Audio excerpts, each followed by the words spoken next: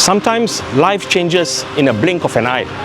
For the people of Gunung Cheroh, 1973 was a year they would never forget. It was a year when a devastating rockfall tore through their village, taking loved ones and leaving nothing but heartbreak behind. So imagine losing your home, your community, and your sense of safety all at once. But from that pain, something remarkable grew. This is a story about loss, courage, and a community's unbreakable spirit to rise again, stronger, united, and full of hope. So join me as we journey into the heart of Kampung Chekaadi, Putih, where the tragedy became the seed of resilience. Many of you might recognize the scene behind me, the Sri Subramania temple, famously known as the final stop for Kawadi bearers during the Thaipusam pilgrimage at Gunung Cheroh. In 1973, tragedy struck this very place. The original Kampung Chekaadi Putih was located at the foothills of Gunung Cheroh in Ipoh, and it was devastated by a massive rockfall. The collapse destroyed many homes, and according to official records, it claimed the lives of around 40 residents. However, the real number may have been much higher, possibly over 70, as many had made their homes in caves and unregistered lodgings hidden from official view. But amidst the sorrow and loss, 1973 also marked a beautiful new beginning. The survivors, with remarkable strength and unity, rebuilt their lives.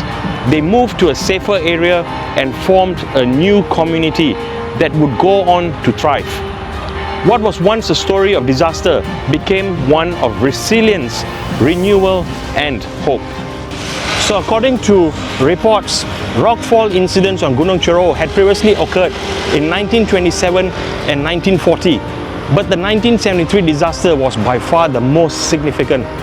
The rockfall was sudden and overwhelming, leaving families shattered and many struggling to comprehend the loss.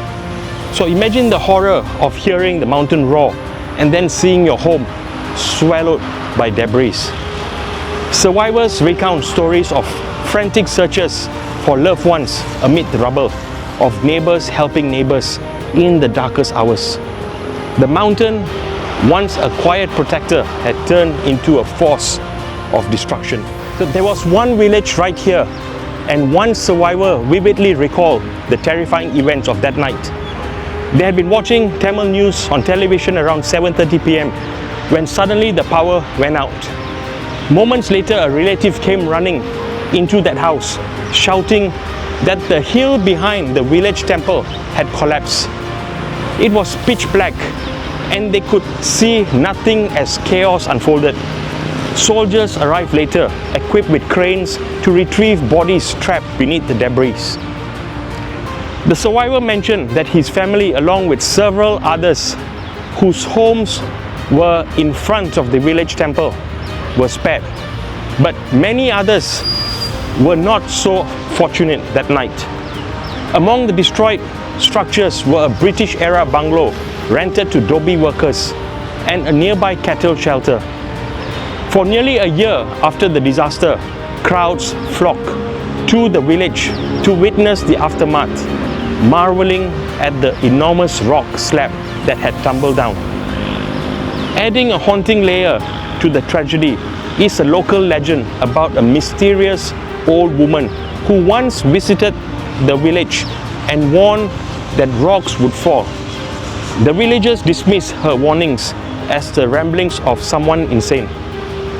Reflecting on this tale, the survivor expressed uncertainty about its truth, but acknowledged its eerie presence in the community's collective memory.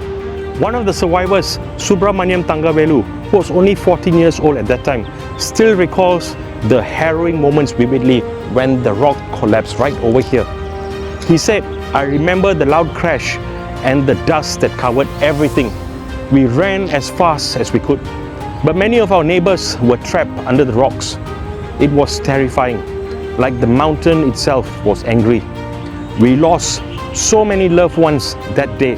It felt like our whole world had ended." Nama saya Subramaniam. Saya beranak tahun 1961. Saya lahir di sinilah. Kita rumah sini pada tahun 1973. Saya umur 14. Tu jam kita duduk sini, kita rumah semua sini, kita main-main sini, kita sini mandi sungai sini semua, kita sini juga duduk. Tapi itu malam tahun 1973 pada pukul 7 malam kita tengok TV itu jam water berita Tamil, kita tengok TV itu sudah macam gendalang. Lepas tu kita ada dengar satu suara macam boom ini macam. Lepas itu semua sudah lampu-lampu sudah tak ada, semua sudah gelap.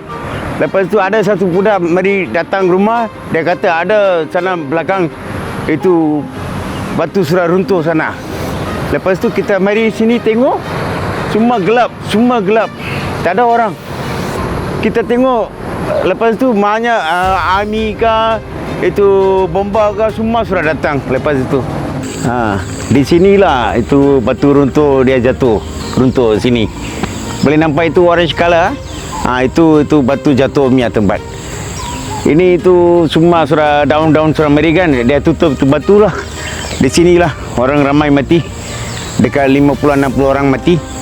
Dan lembu-lembu banyak ada sana belah sana, itu pun mati juga semua. Di sini. So, following the tragedy, the government declared the area unsafe and relocated all the displaced families to Buntong, a nearby suburb of Ipoh. And for these families, relocation was more than a physical move. It was a wrenching separation from their ancestral homes, community landmarks, and the mountain that had shaped their identity. The new settlement offered safety, but came with new challenges. Many had lost their belongings, their businesses, and their confidence. But yet, in the face of loss, the community clung tightly to their traditions. The snack-making business, frying peanuts, creating spice mixtures, crafting murku, became their anchor. These recipes had been handed down from their forefathers, a language of flavor and memory. As they set up small kitchens in their new homes, these families vowed to keep their heritage alive, even in an unfamiliar place. So after moving from the devastation to Buntong, life was tough at first. Families faced financial struggles and the pain of displacement, but their spirit was unbreakable. They worked tirelessly to rebuild their lives, often waking before dawn to prepare snacks, managing small shops and selling their goods in local markets. This wasn't just about making a living, it was about restoring dignity and hope. Over time, the snack-making craft grew into a vibrant small industry. Kampung Chekaadi Putih became synonymous with quality and authentic Indian snacks. The aroma of freshly fried goodies filled the streets, drawing in locals and tourists alike. The community, once devastated, started to thrive. Their success was not just measured in sales, but in the revival of a culture and the rebuilding of a collective identity. Now, following the tragedy, the government declared the area unsafe and relocated the displaced families to Buntong, a nearby suburb of Ipoh. For these families, relocation was more than a physical move. It was a wrenching separation from their ancestral homes, community landmarks, and the mountain that had shaped their identity. So the new settlement offered safety, but came with new challenges. Many had lost their belongings, their businesses, and their confidence. Yet, in the face of loss, the community clung tightly to their traditions. The snack-making business, frying peanuts, creating spice mixtures, crafting muruku, became their anchor. These recipes had been handed down from their forefathers, a language of flavor and memory. As they set up small kitchens in their new homes, these families vowed to keep their heritage alive, even in an unfamiliar place. Okay. Kita dari sana Gunung Cheroh lah. Tahun 73 tu gunung jatuh. Lepas tu government kasih sini tempat. Kita pindah dari sana, kita datang sini. Tahun 74 kita sudah datang sini. Itu jam baru ada sini semua Kampung Kacang Putih lah. Jadi Kampung Kacang Putih ni tempat. Sebelum itu ini tempat semua kosong juga, kosong. Lembong-lembong punya tempat, lembong saja. Sebelum kita datang ini semua lembong sini tempat. So life in Buntung was tough at first. Families faced financial struggles and the pain of displacement, but their spirit was unbreakable. They worked tirelessly to rebuild their lives, often waking before dawn to prepare snacks, managing small shops and selling their goods in local markets. This wasn't just about making a living, it was about restoring dignity and hope. So over time, the snack making craft grew into a vibrant small industry. Kampung Kacang Putih became synonymous with quality and authentic Indian snacks.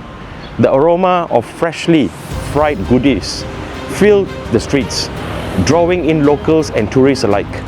The community, once devastated, started to thrive. Their success was not just measured in sales, but in the revival of culture and the rebuilding of a collective identity. Hi, welcome to DNS Kampung Kacang Putih. We got more than 80 varieties here. You come to Ipoh, don't forget to visit our place and do a shopping here. 夜晚睇電視機 TV 嘅時候慢慢食，呢啲好脆啊，好好食。呢啲曱甴砵爹咧，因為香港冇，同埋又馬來西亞一特色小食嚟嘅，所以咧就買啲翻去派俾屋企人食。So what was once a humble village with a tragic past is today known as Kampung Chekaadi. This community, once shadowed by disaster, has risen to incredible heights. Many families who started with just a frying pan and a small patch of rented space have become millionaires.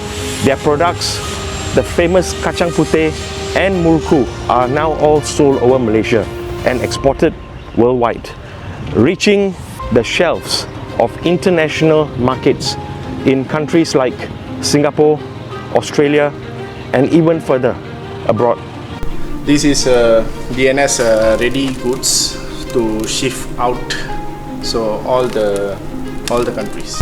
So Kampung Chekaadi's story is a shining example of how tradition and entrepreneurship can combine to create lasting success.